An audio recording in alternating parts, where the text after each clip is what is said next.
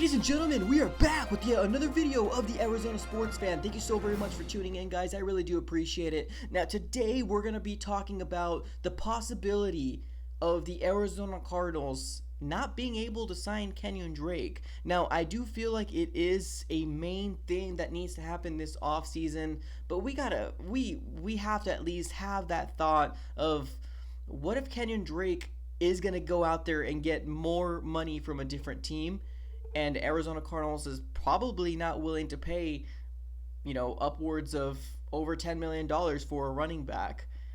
Guys, it's a possibility. We're going to go ahead and take a look at the possible free agent class of 2020 in the running backs that, possibly might be free agents this coming year. Guys, we're going to go ahead and dive into it.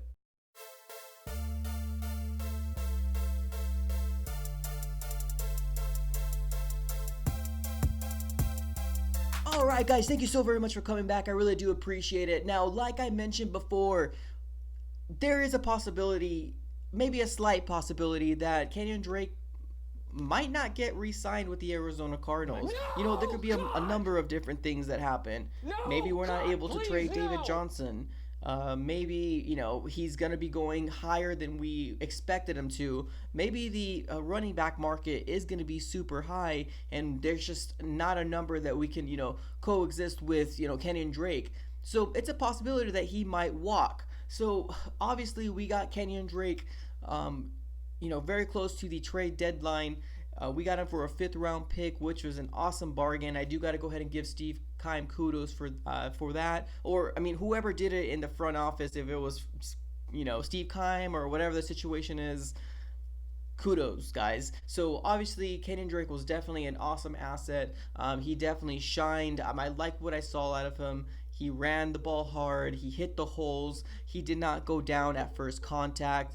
This man is 26 years old, 817 yards and 8 touchdowns with the Arizona Cardinals. And honestly, I am super stoked that we had him and we had the pleasure of seeing him in those last games when he was an Arizona Cardinal. So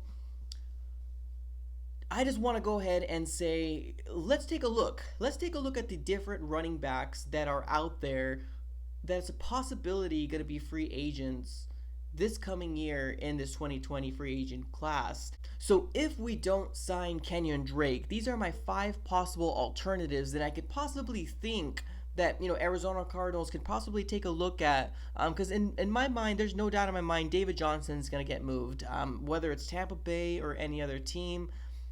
David Johnson is not fitting the scheme of Cliff Kingsbury. It's obvious Cliff Kingsbury doesn't want him out there. He's going to get moved. I don't know what team. I'm leaning towards the Tampa Bay Bucks, but he is going to get moved. So we really got to consider who is going to be our starting running back. I like Chase Edmonds. I like everything, about Chase Edmonds, but I do feel like he's a solid number 2 back, and I really do like him being a solid number 2. Now let's take a look at the different free agents that is possibly out there this coming year in the free agency. First off, I want to go ahead and start off with Kareem Hunt. Now, Kareem Hunt did not have the best year. Obviously, he is sitting behind Nick Chubb, which Nick Chubb was a workhorse, and I still think to the day Cleveland Browns did not know how to use Nick Chubb. I'm just going to go ahead and say that right now. But Kareem Hunt was the backup to Nick Chubb. Now, he did actually have more receiving yards, but as far as his rushing yards go for this season, he had 179 rushing yards and 2 touchdowns. Now, also keep in mind that Kareem Hunt was not available to play any snap for 8 games. He was suspended with that whole shindig that happened when he kicked a girl. Did he not kick a girl? Did he kick a girl? That whole situation. We're not going to dive into that, but that was the whole situation and why he only played, those few games that he had. He is still 25 years old. He still has a lot of tread left in his tires. I know he still wants to run hard. He wants to be the number 1 running back. I could see it in his face. I know he's capable of doing it. So I just think it'd be a good opportunity because of that whole situation that happened. I'm not sure if any team is going to go ahead and, want to go ahead and take him. So I feel like he'll be like a cheap option to go ahead and pick up, but he's such a great talent. He's a really really good great running back that I have seen in the most recent years. It's just unfortunate what happened with his whole personal life and all that different stuff. So another running back that I was thinking of, a possible signing for the Arizona Cardinals is Austin Ekeler. He's 24 years old. He had 557 yards, 3 touchdowns.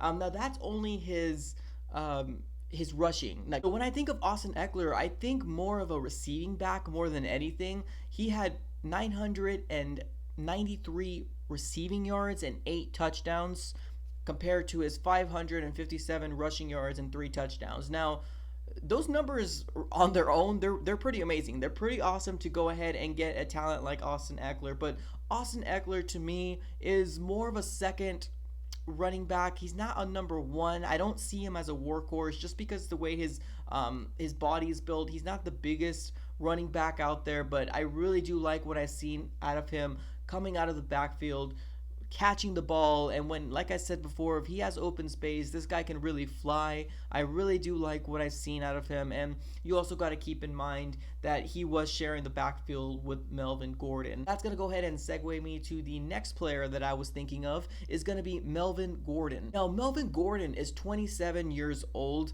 Now, he was also missed some time and he did not play for the Chargers the whole year. Now, because he had his own situation going on when he was holding out for a bigger contract. Now, that was a fail. He did not get the contract he wanted, but at least he's getting the opportunity to hit the open market and to see if any team is willing to go ahead and bet on Melvin Gordon. Now, when I think of Melvin Gordon, I really do like his stature. I really do like that he runs the ball hard, but I do not like that he had a lot of injuries throughout his years being with the Chargers. Now, Melvin Gordon, for the small amount of games that he has played, he had 612 yards and 8 touchdowns. Now, when I think of Melvin Gordon, I really do think of a number one running back in Melvin Gordon. The only really thing that scares me about Melvin Gordon is his, durability, his lack of, is he going to be on the field for the 16 games of the season? That's one thing that scares me about Melvin Gordon, and I think there's a lot of teams that are in the same situation where they're really thinking like, are we willing to pay Melvin Gordon 13, 14, 15 million dollars per year when, it's a possibility that he might get hurt and he's gone for, the remaining of the year, and that's just not something that a lot of teams are willing to go ahead and, bank their money on and, pay a running back that much money. I mean, obviously we're in a situation right now where we have David Johnson and we're paying him so much money, but he's not really producing because he's not on the field. Now, that's not his fault that he's not on the field, but it's his lack of productivity that has got him in the situation right now as to why he's not on the field. My next player that I wanted to go ahead and talk about is Jordan Howard. Now, Jordan Howard, I feel like he never really got a fair opportunity to be the number one running back. Now, I do remember him being in the Chicago Bears. He was sharing the backfield with a couple different players. I can't think of their names off the top of my head. I think one of them was named like Langford or something like that. But there was always somebody that Melvin Gordon had sharing the backfield with, and now that he went to the Philadelphia Eagles, it's kind of the same thing, that he's stuck in that same situation where he was sharing the backfield again with 2, possibly even 3 different running backs, that there was always a rotation going on. And with running backs, I do feel like you need to have multiple rushing attempts in order for you to get into your groove, in order for you to get used to getting hit. So I feel like Jordan Howard is kind of in a sucky situation right now, but I really do like Jordan Howard. He's still 25 years old. He had 525 rushing yards and 6 touchdowns. Now, for the way that the Eagles played their offense with the carousel of running backs that they kept going back and forth and who's going to be their number one running back,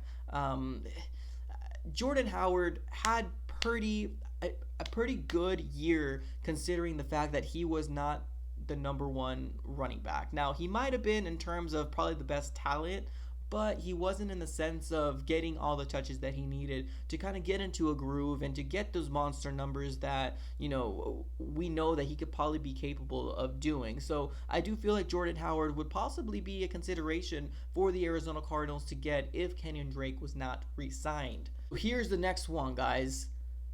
Derrick Henry. Now, this guy had the most amazing end of the season run I have seen in any running back in modern day NFL. Derrick Henry is 26 years old, but this guy is huge. Oh my goodness, Derrick Henry. There's a reason why they're calling him King Henry now. One of the most exciting, one of the most best plays, and end of the season run that I've ever seen in a running back. I really liked what I seen from Derrick Henry. He had 1,540 rushing yards, 16 touchdowns. Now, is it a possibility that he can possibly replicate this amount of production next season, whether it's the Tennessee Titans, whether it's another team that's willing to pay him top dollar? I don't know. I've seen so far every player that has gotten paid big not have such a spectacular season the next year. And what I mean by that is Todd Gurley, Ezekiel Elliott, David Johnson, and that's just to name a few. I feel like it's a terrible thing to pay running backs such a high amount. But a bottom line is Derrick Henry ran that Titans offense and he took them to the playoffs single-handedly.